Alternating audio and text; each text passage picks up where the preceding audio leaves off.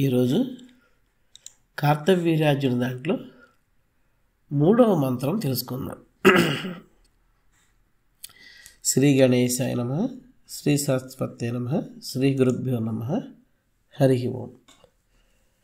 ఈ మంత్రం కాహ్నేశ్వరి కార్తవీర్యం. కాహ్నేశ్వరి అంటే ఎవరో కాదు, కాళికాదేవి. ఓకే,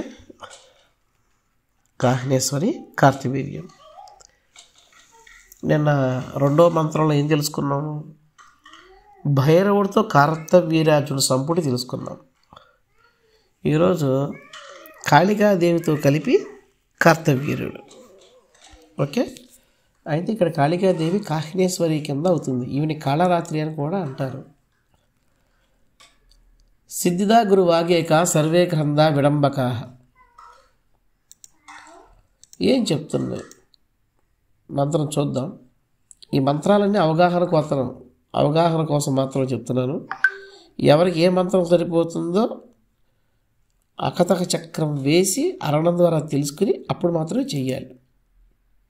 ఓకే, కార్తవీర్యార్జున యొక్క విశేషం ఏంటి? ఆయన సాక్షాత్తు శ్రీ సుదర్శన చక్ర అవతారం, సహస్రబాహు సంపన్నుడు. స్మరణ మాత్రం చేత నష్టద్రవ్య ప్రాప్తి కోసం ఆయన పూజిస్తారు. దత్తాత్రేయ వరప్రసాది, మాహిష్మతి రాజ్య పరిపాలకుడు, సోమవంశ మహారాజు, రావణాసుడు నిగ్రహించినవాడు, మహావిష్ణు యొక్క విశేష అవతారమైనటువంటి పరశురాముని చేతుల్లో ముక్తిని పొంది విష్ణుకరమును చేరుకున్నవాడు. మరి ఈయన్ని పూజిస్తాం వల్ల ఏం జరుగుతుంది? చోర భయం అంటే ఇంట్లో కానీ దుకాణాల వ్యాపార స్థలాల్లో దొంగల బాధ లేకుండా పోతుంది. నష్టపోయినటువంటి వస్తువులు కానీ బంగారం కానీ ఏదైనా ఉంటే కనుక తిరిగి మళ్ళీ చేరతాయి. తీసుకున్న రుణాలు సకాలంలో చెల్లించాలనే డబ్బు మనకి చేతికి వచ్చి చేరుతుంది. దొంగతనాల వల్ల జరిగినటువంటి నష్టాన్ని కూడా ఆయన నివారిస్తాడు. భార్యాభర్తల మధ్య సఖ్యత కుదురుస్తాడు. అప్పిచ్చిన ధనం మళ్ళీ తిరిగి వస్తుంది. వ్యాపారంలో నష్టాలుంటే కనుక నష్టాలు నివృత్తి అయ్యి లాభాలు వస్తాయి. శత్రు బాధ నివృత్తి అవుతుంది. సోదరులు, మిత్రులు, బంధువుల మధ్య ఆస్తి తగాదాలు ఉంటాయి, పరిష్కారం అవుతాయి. అలాగే తప్పిపోయి ఇంటి నుండి వెళ్ళిపోయిన మనుషులు తిరిగి వస్తారు. దీనికోసం సంపూర్ణమైన శాంతి ఒకటి చెయ్యాలి. నష్టపోయిన సంపద, అలాగే పోయినటువంటి కీర్తి ప్రతిష్టలు ఇటువంటివి కూడా మళ్ళీ తిరిగి వస్తాయి. ఇక ఆమ్రాయ మందారంలో మంత్ర మహోదధిలో చెప్పినటువంటి శ్లోకం, ధ్యాన శ్లోకం ఏంటో చూద్దాం. ఉద్యసూర్య సహస్రకాంతిరఖిల క్షోణీథవైర్వందితః హస్తానాం శతపంచకేన చ విదద చాపారిషుం స్థావతః కంఠే హాట కమాలయ పరివృత చక్రావతారో హరేః పాయాశ్చందన గోరుణాభవసనః శ్రీ కార్తవీర్యో నృపః. దీని అర్థం ఏంటి?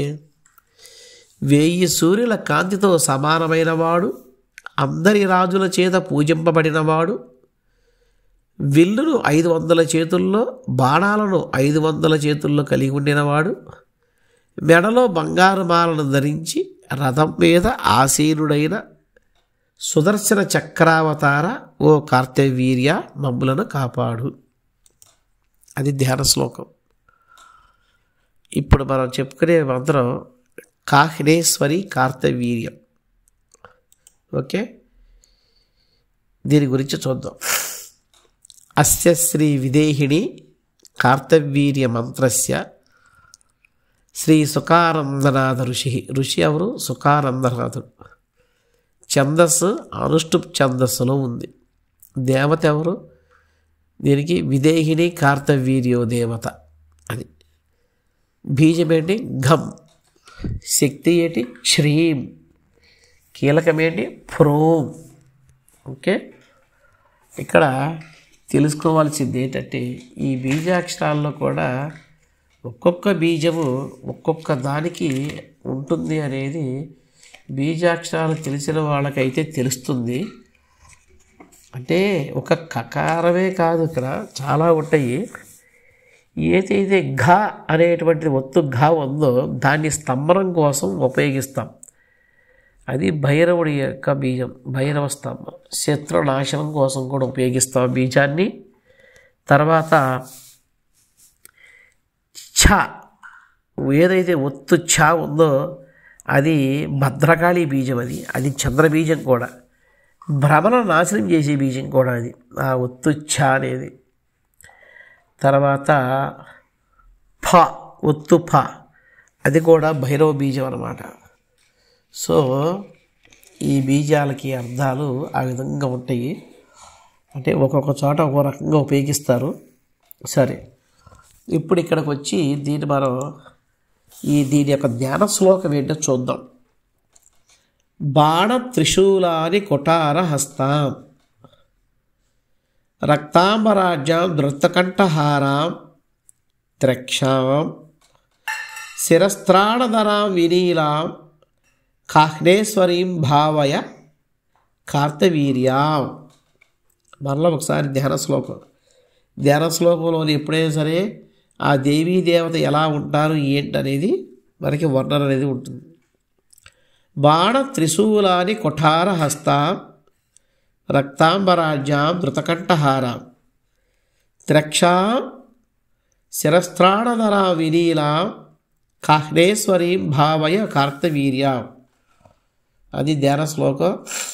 దీనికి సంబంధించిన మూర్తి ఏ విధంగా ఉంటుంది ఏంటనేది అక్కడ వర్ణన ఇచ్చారు. ఇప్పుడు మంత్రంలోకి వెళ్ళి చూస్తే మొదట ప్రణవము, తర్వాత ఫ్రోం అనేటువంటి బీజం, ఫకార రకార ఓకార మకారాలు. అయితే దీన్ని వహ్ని బీజము అంటే రకారంతో ఏవం తారసహిత రౌద్రీ బీజం ఫ అనేది కలిపితే ఫ్రోం అనేది అయ్యిందని ఇక్కడ తెలుస్తుంది మనకి. శ్రీం ఛకార రకార ఈకార మకారాలు ఈ యొక్క శ్రీం అనే బీజంలో ఉన్నాయి. ఘం ఘకార అకార మకారాలు ఇవి కలిపితే ఆ బీజం దాని. కాహ్నేశ్వరి కాహ్నేశ్వరి కార్తవీర్యే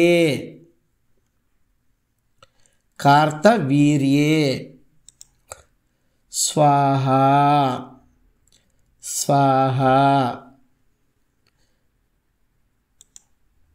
ఇప్పుడు మంత్రం ఏంటో చూద్దాం.